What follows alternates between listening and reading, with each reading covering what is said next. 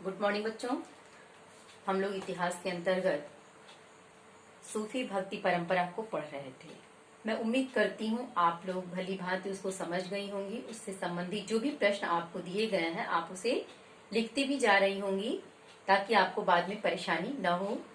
एक एक टॉपिक से मैं आपको एक या दो प्रश्न ही लिखने के लिए देती हूँ। तो उसी पाठ के संदर्भ में आगे हम लोग पढ़ेंगे भक्ति मार्ग के विचार।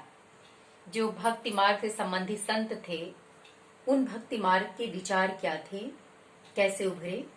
तो देखिए, जो छठी शताब्दी थी, छठी शताब्दी ईसा पूर्व से पहले जो धार्मिक कुरीतियां थी, उन धार्मिक कुरीतियों पर इन संत या भक्ति मार्ग जो आया उनका जो विचार था वो एक तरह से प्रहार के रूप में था। जो अंधविश्वास, जो कुरीतियां थी उस पर इन्होंने करारा प्रहार किया। उसमें जाति संबंधी आपके जाति संबंधी विचार थे, स्त्री संबंधी विचार और अन्य संप्रदाय के प्रति इन्होंने अपने विचार प्रस्तुत किए। तो सबसे पहले हम देखते हैं जाति संबंधी इनके विचार। तो जाति संबंधी विचारों में हम देखते हैं जो अलवार और नैनार संत थे। अलवार जो विष्णु के उपासक थे और नैनार जो शिव के उपासक थे। पहले ही मैं आपको बता चुकी हूँ, अलवार किसके उपासक थे? विष्णु के, और नैनार शिव के उपासक थे। इन संतों ने जाति प्रथा एवं ब्राह्मणों के वर्चस्व का काफी विरोध किया। यानी समाज में जो जाति प्रथा व्याप्त थी और ब्राह्मणों का समाज में वर्चस्व व्याप्त था, तो ब्राह्मणों के वर्चस्व को अलवार और नैनार भक्ति संप्रदाय के लोगों ने इसका काफी विरोध किया।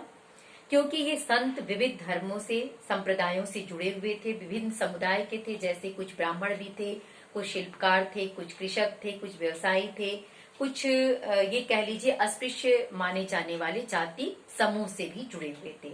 यानी जो इस भक्ति मार्ग से जुड़े हुए संत लोग थे उनमें केवल ब्राह्मण ही नहीं थे, कुछ ब्राह्मण भी थे, कुछ किसान थे, कुछ व्यवसायी थे, कुछ शिल्पकार थे, कुछ अस्पृश्य जाति के लोग भी थे। इसलिए उन्होंने जो ब्राह्मणों का वर्चस्व था उसका काफी विरोध किया और समाज में जो जाति पाति जैसी स्थिति थी, व्याप्त थी, उसका भी इन्होंने विरोध किया। और इन भक्त संतों की रचनाएं जो थी, जो ये भक्त संत थे, इनकी रचनाओं को नल इरा दिव्य प्रबंधन, ध्यान से देखिए, नल इरा दिव्य प्रबंधम जो तमिल वेद के रूप में जाना जाता है। ये प्रश्न आपको आता है कि भक्त संतों की रचनाओं का संकलन किस नाम से जाना जाता है?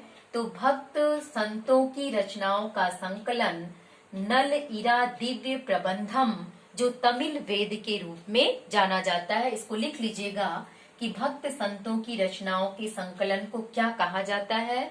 नल इरा दिव्य प्रबंधम जो तमिल वेद के रूप में जाना जाता है।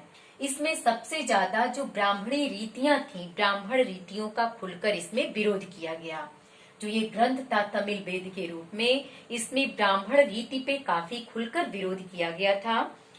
दूसरा था स्त्री संबंधी विचार। स्त्री संबंधी विचार ये था कि उस समय में जो आपके भक्ति मार्ग से जुड़े हुए जो संत थे, इनका ये कहना था कि प्राकृतिक रूप से समाज में स्त्री और पुरुष दोनों का स्थान बराबर है।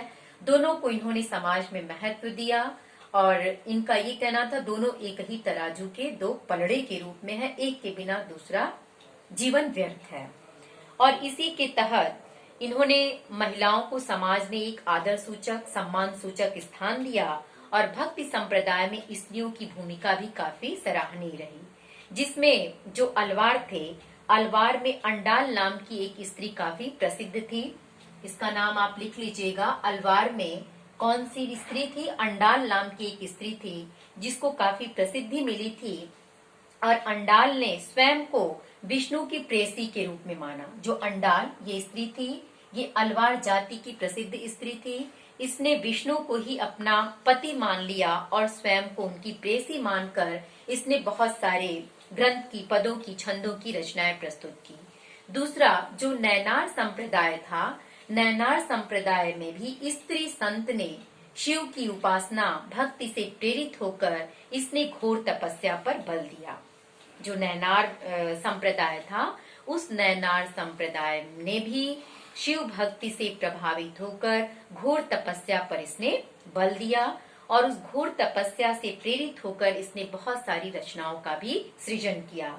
इनकी रचनाओं ने पितृसत्तात्मक जो आदर्श थे, उस पितृसत्तात्मक आदर्शों को भी काफी चुनौती दी। तीसरा था आपका जो अन्य संप्रदायों के प्रति इनके जो विचार थे, उसमें देखिए जो जैन धर्म और बौद्ध धर्म थे, इनके प्रति तमिल जो भक्ति थी, तमिल भक्ति की रचनाओं ने काफी विरोध किया। यानी इनके विरोध का विषय वस्तु था बौद्ध और जैन धर्म। ठीक, तो विरोध के रूप में नैनार संतों की रचनाओं का विरोध खुलकर सामने आया था। जो बौद्ध और जैन धर्म थे, उनके प्रति जो नैनार संप्रदाय से जुड़े थे, उन लोगों ने खुलकर इसका विरोध किया। और 9वीं से 13वीं, ये चीज ध्यान दीजिएगा कि 9वीं से 13वीं शताब्दी में जो चोल शासक थे, चोल शासकों ने ब्राह्मणी और भक्ति परंपरा का समर्थन किया। जो चोल शासक थे 9वीं से 13वीं शताब्दी तक, उन्होंने ब्राह्मणी और भक्ति परंपरा का समर्थन किया और वैष्णव तथा शिव मंदिरों के निर्माण के लिए इन्होंने भूमि भी अनुदान में दिया। किसने? चोल शासकों ने। कब? 9वीं से 13वीं शताब्दी के बीच जो चोल शासक थे, उन्होंने ब्राह्मणी और भक्ति परंपरा का समर्थन करते हुए शैव और विष्णु यानी शिव और विष्णु के मंदिरों के निर्माण के लिए इन्होंने बहुत सारी भूमि भी अनुदान में दे डाली। और चोल शासकों के द्वारा ही चोल शासकों ने चिदम्बरम में, तंजावुर में, गंगैकोंड चोलपुरम में विशाल शिव मंदिरों का निर्माण कराया। ठीक, तो इस तरह से जो आपके भक्ति मार्ग के जुड़े हुए लोग थे, उन्होंने जाति संबंधी अपने विचार जो प्रस्तुत किए, यानी समाज में जाति पाति का खंडन किया। क्यों किया? क्योंकि इस भक्ति संप्रदाय में जुड़े हुए लोग ही हर वर्ग से थे, चाहे कृषक थे, शिल्पकार थे, नीची जाति के थे, अस्पृश्य जाति के लोग भी इसमें जुड़े हुए थे।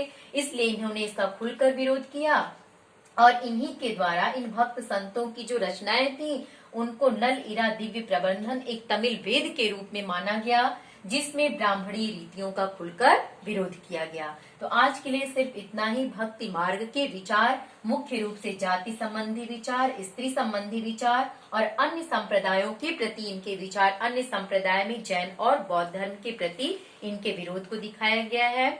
और जो चोल शासक थे, लास्ट में उन्होंने शिव और विष्णु के मंदिरों के निर्माण के लिए काफी अनुदान दिया और उन्हीं के द्वारा चिदम्बरम में, तंजावुर में, गंगैकोंड चोलपुरम में शिव का विशाल मंदिर निर्मित किया गया। तो बच्चों, आज के लिए सिर्फ इतना ही। Thank you. अगली कक्षा में कल पढ़ेंगे।